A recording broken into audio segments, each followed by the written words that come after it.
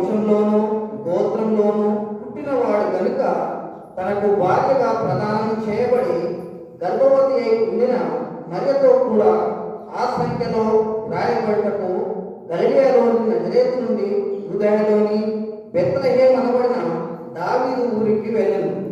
వారక్కడ ఉన్నప్పుడు ఆమె ప్రసవ దినమును నిండిన గనుక తన తొలిచూలు కుమారుని కని పొత్తిగుడ్డలతో చుట్టి సత్రంలో వారికి స్థలము లేనందున ఆయనను పశువుల తొట్టిలో పరుండబెట్టింది.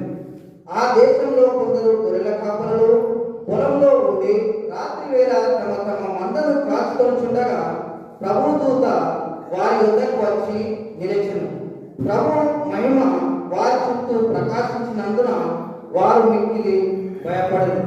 అయితే ఆ దూత, భయపడకుడి, ఇదిగో ప్రజలందరికీ కలగబో మహా సంతోషకరమైన సువార్తమానము నేను మీకు తెలియజేస్తున్నాను. దావీదు పట్టణమందు నేడు రక్షకుడు మీ కొరకు పుట్టి ఉన్నాడు.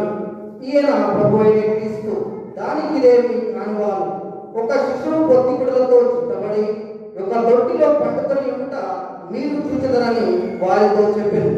వెంటనే పరలోక సైన్య సమూహము ఆ దూతతో కూడనుండి సర్వోన్నతమైన స్థలములలో దేవునికి మహిమయు ఆయన క్రీస్తులైన మనుషులకు భూమి మీద సమాధానం కలుగును గాక అని దేవునికి స్తోత్రం చేయుచుండెను. ఆ దూతలు తమ యొద్ద నుండి పరలోకమునకు వెళ్ళిన తర్వాత ఆ గొర్రెల కాపరులు జరిగిన ఈ కార్యము ప్రభు మనకు తెలియజేసి ఉన్నాడు.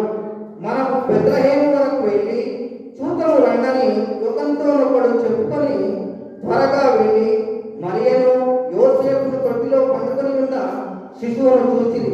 వారు చూచి ఈ శిశువును గూర్చి తమతో చెప్పబడిన మాటలు ప్రచురం చేసిరి.